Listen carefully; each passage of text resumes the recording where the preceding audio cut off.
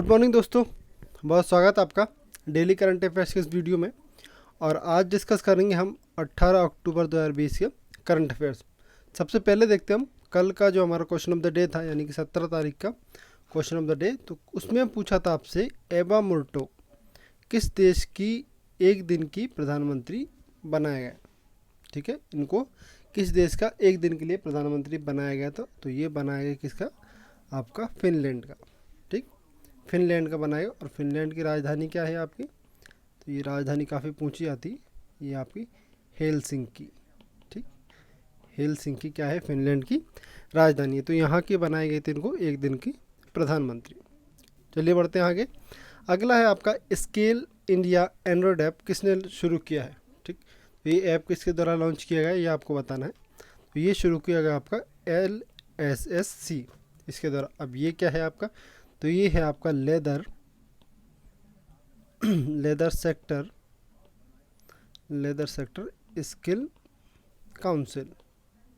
तो ये एक संगठन है। ठीक, उसको हिंदी में क्या बोलते हैं हम, तो ये है आपका चमड़ा क्षेत्र कौशल परिषद। चमड़ा क्षेत्र कौशल परिषद के द्वारा ये आपका मोबाइल ऐप लॉन्च किया गया।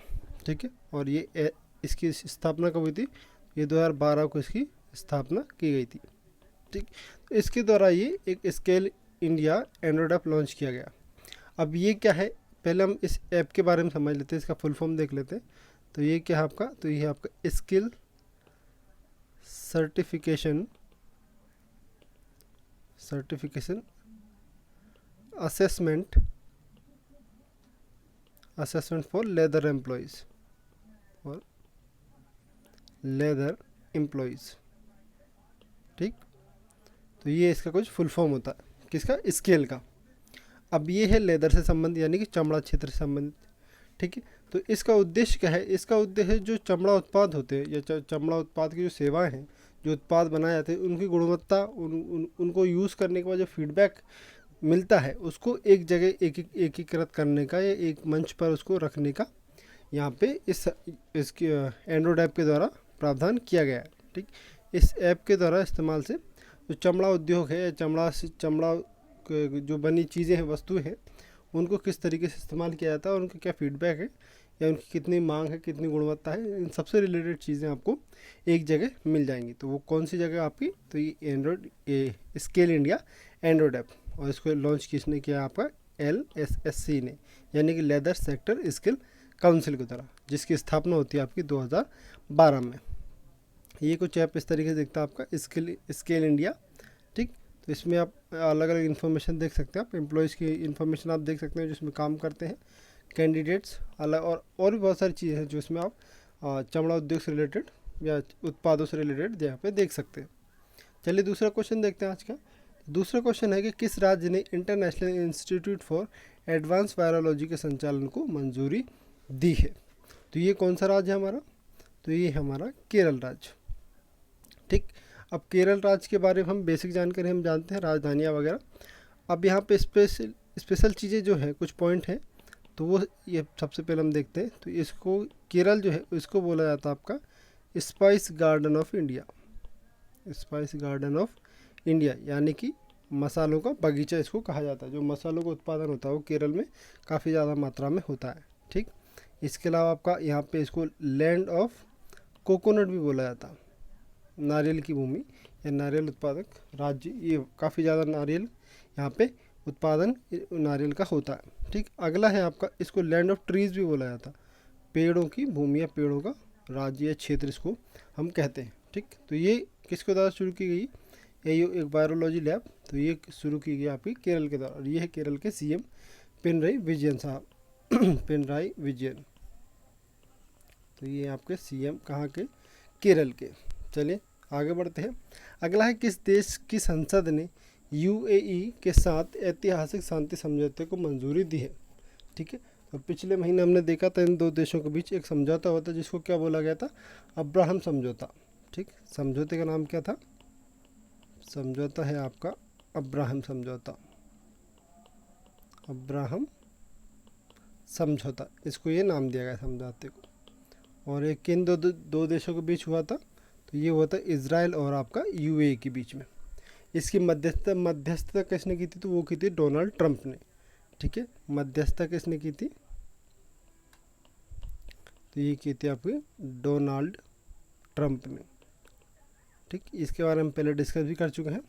तो इनके द्वारा इन दो देशों के बीच में एक ऐतिहासिक शांति समझौते को मंजूरी दी थी। लेकिन अभी हाल ही में क्या हुआ, इनकी जो इजराइल की संसद है वहाँ पे इस समझौते को लेकर वोटिंग हुई। ठीक, और वोटिंग में जो वोट पड़े वो ये इस रेशो से ये पास हुआ, यानी कि 80 वोट इस समझौते के पक्ष में पड़े और 31 वोट इसके विपक्ष में या विरोध में पड़े हैं। ठीक, तो इस रेशो से यहाँ पे संसद में, जो इजराइल की संसद है उसमें ये समझौता इसको मंजूरी मिली है। ठीक, अभी का तो ये इजराइल में हुआ है। ठीक है, इजराइल की हम बात करें, इसकी राजधानी क्या है? आपकी राजधानी की हम बात करें तो इसको यरूशलेम या जेरूशलेम भी बोला जाता है। यरूशलेम या जेरूशलेम भी इसको कहा जाता है। ठीक है, और जो आधिकारिक भाषा है यहाँ की, आधिकारिक भाषा क्या है यहाँ की? तो ये है हिब्रू। ठीक, हिब्रू यहाँ की आधिकारिक भाषा है। पीएम की हम बात करें, यानी प्रधानमंत्री कौन है? तो ये है आपके बेंजामिन नेतन्याहू। ये आपके यहाँ के कौन है? आप प्रधानमंत्री। और जो मुद्रा यहाँ पे चलती है, करेंसी जिसको हम कहते हैं, तो ये है आपकी न्यू शेकल या न्यू शेकल। ठीक, ये मुद्रा चलती है इजराइल में। ठीक है, और ये है आपका मैप में इजराइल। ठीक, ये पूरा इजराइल है आपका। ये जो येलो कलर पे पार्ट देख रहे हैं, इधर सीरिया है, ऊपर आपका एक देश लेबनान है, ये जॉर्डन है, और ये है आपका इजिप्ट। तो इन देशों के मध्य में आपका, ये इन देशों से घिरा हुआ कौन है? आपका इजराइल। ठीक है, और ये आपका भूमध्य सागर यानी कि मेडिटेरियन सी। चलिए आगे बढ़ते हैं। अगला क्वेश्चन देखते हैं। अगला क्वेश्चन आपका, अंतर्राष्ट्रीय निर्धनता उन्मूलन दिवस कब मनाया जाता है? तो ये आपको बताना है कब मनाया जाता है। तो ये मनाया जाता है आपका 17 अक्टूबर को। ठीक, 17 अक्टूबर को मनाया था। और पहली बार ही कब मनाया गया था? पहली बार मनाया गया था ये 1993 में। किसके द्वारा? तो ये संयुक्त राष्ट्र के द्वारा। तो 1993 से इसको रेगुलर हर वर्ष 17 अक्टूबर को मनाया जाता। और इस वर्ष की जो विषय है, थीम क्या है? हर वर्ष कुछ ना कुछ थीम के साथ ये जितने भी दिन होते हैं वो सेलिब्रेट किए जाते हैं या मनाए जाते हैं। तो हर वर्ष हर दिवस की थीम अलग अलग होती है। ठीक, तो इस वर्ष इसकी थीम है आपके सामाजिक और पर्यावरणीय न्याय प्राप्त करने के लिए आपका मिलकर कार्य करना। ठीक, मिलकर कार्य करना। तो इस थीम के साथ इस वर्ष अंतर्राष्ट्रीय निर्धनता उन्मूलन दिवस मनाया गया 17 अक्टूबर को। इसको इंग्लिश में क्या कहते हैं हम? International day for the eradication of poverty यानी गरीबी। ठीक, तो ये 17 अक्टूबर को हर वर्ष मनाया जाता। ठीक है, पांचवा क्वेश्चन आज का कि भारत ने होगा। ठीक, भारत ने, क्वेश्चन में मिसप्रिंट है, भारत ने किस देश को INS सिंधु वीर पनडुब्बी प्रदान करेगा? ठीक, तो भारत किस देश को ये पनडुब्बी प्रदान करेगा? तो ये देश है आपका म्यांमार, जिसको हम पहले क्या बोला जाता था? पहले इसका नाम बर्मा भी था। ठीक है, बर्मा भी इसका पहले नाम हुआ करता था। ठीक, और इसकी अभी की राजधानी क्या है आपकी म्यांमार की? तो नाइपी तो। ये देख सकते, ये इसकी राजधानी नाइपी तो, ये इसकी राजधानी है। और ये आपका INS सिंधु वीर जो म्यांमार को भारत प्रदान करेगा। और ये भारत किस पॉलिसी के तहत करेगा? तो भारत की एक पॉलिसी जिसको हम सागर पॉलिसी कहा जाता है। सागर पॉलिसी का मतलब क्या है? इसका फुल फॉर्म होता है आपका security and growth for all in the region. ठीक है, यानी कि क्षेत्र में सबका विकास, सबको सुरक्षा। तो ये है इस पॉलिसी जिसका नाम है सागर पॉलिसी। तो इसके तहत भारत पड़ोसी देशों की क्षमता निर्माण और वहाँ पे उनको आत्मनिर्भर बनाने के लिए सहयोग करता है। ठीक, जो मित्र देश होते हैं खासकर उनके लिए ये पॉलिसी है। ठीक, तो ये सिंधु वीर भारत में अभी तक पनडुब्बी काम कर रही थी। अब इसको किसको दिया जाएगा, तो ये है म्यांमार को। अगला क्वेश्चन आपका छठा क्वेश्चन, हाल ही में किसने वैश्विक तपेदिक रिपोर्ट 2020 जारी की है, तो ये जारी की है किसने, आपका WHO ने।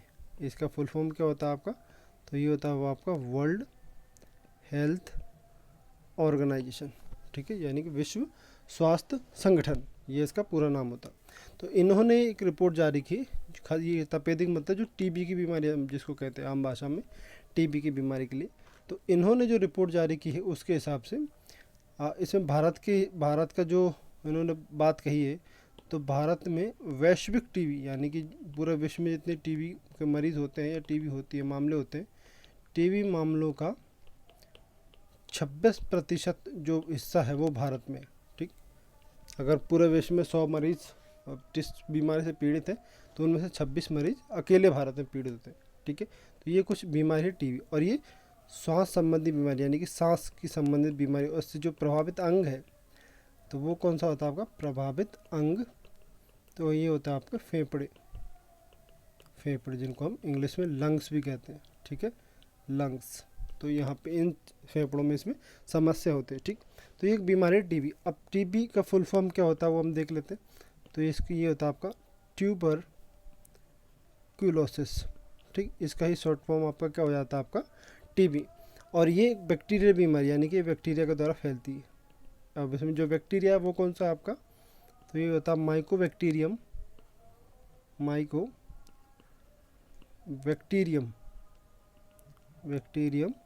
ट्यूबरकुलोसिस, ठीक है। तो ये पूरा जो बैक्टीरिया है वो होता है जिसकी वजह से ये बीमारी होती है, और इसका संबंध किससे, तो सांस संबंधी बीमारी, यानी कि इसका जो प्रभावित अंग है वो होते हैं आपके फेफड़े यानी कि लंग्स, ठीक। और एक इन्फेक्शनस बीमारी यानी कि ये रोगी के संपर्क में आने से ये बीमारी फैलती भी है, ठीक। तो ये हम ध्यान रखेंगे। तो इस कौन सी रिपोर्ट जारी की, इसने WHO ने रिपोर्ट जारी की, विश्व स्वास्थ्य संगठन ने, ठीक है। इसका हेडक्वार्टर कहाँ है आपका, तो ये जिनीवा में इसका हेडक्वार्टर है, स्विट्ज़रलैंड, जिनीवा स्विट्ज़रलैंड।